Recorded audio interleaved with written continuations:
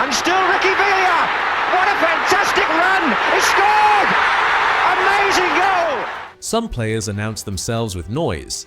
Ricardo Villa didn't need to. No roar, no pose, just one run. Clean, calm, and devastating. Wembley didn't know what it was watching until it was already too late. Villa had the ball, and everything else just stopped. 4 defenders tried, none succeeded. The goalkeeper guessed. He guessed wrong. Villa didn't celebrate, didn't shout, didn't even break stride. He just turned away like the goal had always belonged there. They called it the goal of the century. But Villa never called it anything. No interviews, no rewinds, no need to explain what the net already confirmed. He just played like silence was part of the game plan. And that silence, it never left. Because that run didn't fade. It froze time. It changed how we remember. Subscribe. If you've ever felt a moment so perfect you didn't need it explained, just remembered. Ricardo Julio Villa was born on 18 August 1952 in Roque Perez, a rural town tucked deep in Buenos Aires province, Argentina. Not a city of noise, not a place of agents and scouts, just open land, cattle fields, and wind. He grew up among horses and fences. The rhythm of his feet came from the ranch, not from coaches. Everything he became began in silence. Before he wore professional boots, he worked the dirt, ran through dust, and moved like someone who already knew how to find space where no one else looked. In 1970, he joined Quilmes Atletico Club, his first step into Argentina's professional game. By 1973, a short loan at San Martín de Tucumán gave him minutes, but the breakthrough came at Atletico Tucumán between 1974 and 1976, where his poise and control drew national attention. The turning point came with Racing Club in 1976. Now playing in Buenos Aires, Villa sharpened his craft, not flashy, but intelligent. A midfielder who could hold a tempo and break one with a touch. He wasn't famous yet, he didn't speak in headlines. But coaches noticed. His game didn't shout, it whispered and people started to listen. By 1975, Argentina gave him his first cap. And by 1978, he was in Cesar Luis Menotti's squad for the World Cup. Not as a star, but as a piece of a plan. With Atletico Tucumán, he won the 1975 Torneo Regional, a key early milestone before his move to Buenos Aires Giants. A quiet piece, but one that belonged. Because Villa didn't rise through noise. He rose through control. The kind you can't teach, the kind you only learn in silence, on backfields, behind horses, where the only crowd is the wind. By 1975, Ricardo Villa had earned his first call-up to the Argentina national team. Not through noise, not through reputation, but because what he did on the pitch couldn't be ignored anymore. At Racing Club, he'd become more than a promising midfielder. He was now the kind of player who didn't need space to move, he created it. And in a country where football was obsession, that mattered. In total, he would make 17 appearances for Argentina, scoring 1 international goal, but numbers weren't why Cesar Luis Menotti picked him. Menotti built his 1978 World Cup squad on principles: calm under pressure, ball control under chaos, and players who didn't just run, they understood when to stop. Villa fit that vision. He wasn't in every starting 11, but when Argentina needed control in the midfield, they looked to him. During the 1978 FIFA World Cup, Villa made 2 appearances as a substitute both in the critical second group stage. Minutes few remember, but moments Menotti never forgot. Argentina would go on to win the tournament on home soil, beating the Netherlands in extra time. A nation erupted. Legends were crowned. Villa didn't take the spotlight. He didn't lift the trophy on the front page, but he was there. Part of it. Quiet, reliable, trusted. And in 2007, nearly 30 years later, FIFA finally corrected the record, awarding World Cup winners' medals to all squad members from pre-1982 tournaments. Villa's medal was no longer symbolic, it was official. He didn't chase status. He simply proved he belonged. Every time the ball came near. July 1978. The ink dried, the cameras flashed, and English football changed forever. Tottenham Hotspur had just signed 2 World Cup winners, Osvaldo Ardiles, the quick, technical Argentine midfielder, and alongside him, the tall, silent one, Ricardo Villa. They had just lifted the 1978 FIFA World Cup for Argentina. Now they were walking into a league that had rarely welcomed foreigners, let alone two South Americans whose names weren't even printed right on their jerseys yet. But Spurs fans didn't care. On 26 August 1978, when Villa made his debut against Nottingham Forest, the crowd greeted him with a full ticker tape reception at White Hart Lane.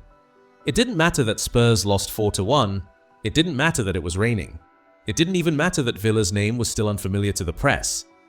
Because he scored. And the fans saw it. He moved like something England hadn't seen before. He didn't fight the game. He flowed through it. And while our deals took the headlines talkative, energetic, fast, Villa played like silence had value. He wasn't there to shine. He was there to shape matches without a sound. Over the next 5 seasons, Villa made 133 league appearances for Spurs, scoring 18 league goals and 179 games in all competitions with 25 total goals. But those stats don't tell what changed, because this wasn't just about Villa fitting into English football. It was about English football learning to fit around him. He wasn't a novelty, he was a new blueprint. Quietly, Tottenham were building something, and Villa, without chasing it, was at the heart of it. 14th May 1981. FA Cup final replay. Tottenham vs Manchester City. Wembley Stadium heaving with over 92,000 voices. The first match had ended 1-1. Villa had been subbed off after a poor performance. The press buried him. Some said he shouldn't even start the replay, but Keith Birkinshaw believed. In the 1981 replay, Villa scored twice the opener in the 8th minute and the legendary winner in the 76th, etching his name into Wembley history. The match twisted wildly: 1-0 Spurs, 1-1, 2-1 City, 2-2. Then, in the 76th minute, the ball landed at Ricky Villa's feet. He stood outside the City box, surrounded by defenders, the path to goal blocked. There was no plan, just instinct. He glided past one, then another, then a third. He feinted left, cut right. Defenders fell like shadows on a sundial. Villa slipped through spaces that didn't seem to exist until he moved through them. Then, with a delicate touch, he poked the ball under Joe Corrigan. 3-2 Tottenham. And Wembley, that hard, heavy, unforgiving cathedral of noise, went silent for a second, like it couldn't believe what had just happened. Then the roar came. Not a cheer, a release. Commentator Barry Davies only needed one line. Ricky Villa, what a fantastic run. He's scored, amazing goal. That goal wasn't just the winner, it was named the greatest goal ever scored at Wembley. Not in a month, not in a year, in its entire history. Years later, when they rebuilt the new Wembley, fans voted Villa's goal as the greatest ever seen in the original stadium. Ricky Villa, the quiet foreigner, had become an English icon. Not for power, not for pace, but for poetry. The kind that doesn't age. By 1982, Ricky Villa was more than just a fan favorite. He was woven into the heart of Tottenham folklore. 2 FA Cup wins, countless memories. But history, real history, was about to intervene. In April 1982, the world changed. The Falklands War broke out between Britain and Argentina. 2 nations, 2 flags, 2 men caught in the middle. Ricky Villa and Ossie Ardiles. The headlines turned harsh. The British tabloid press turned xenophobic. Questions swirled. Should they be allowed to play? Should they leave? Ossie Ardiles left on loan to Paris Saint-Germain, but Ricky stayed. He never said a political word, never caused drama. He played quietly. But something had changed. The atmosphere had soured. Crowds who once adored him grew uncomfortable. And Ricky, always calm, always kind, knew when it was time. In 1983, after 6 unforgettable years, he left Spurs and returned to Argentina. 179 appearances, 25 goals, and a legacy burned into white and navy blue. For many fans, his exit felt like the end of an era. Not because of stats, but because players like him don't come back around. Not twice, not ever. The boy from Roque Perez had danced through Wembley. But the war reminded him you can't always dribble past politics. And so, he left. Not in disgrace, not in noise, but in the same way he always moved soft-footed, graceful, unforgettable. By 1989, he retired from professional football, but his love for the game, that never retired. In 1991, he represented Argentina in the World Cup of Masters, a tournament for international veterans, another chapter in his unique football journey. In the early 2000s, something beautiful happened. Tottenham invited him back, and not just for a visit. They wanted him at the heart of the club again, a club ambassador, a symbol of class, grace, and international spirit. And when he walked back onto the White Hart Lane pitch, decades after that slalom goal, the roar from the fans wasn't nostalgia, it was love.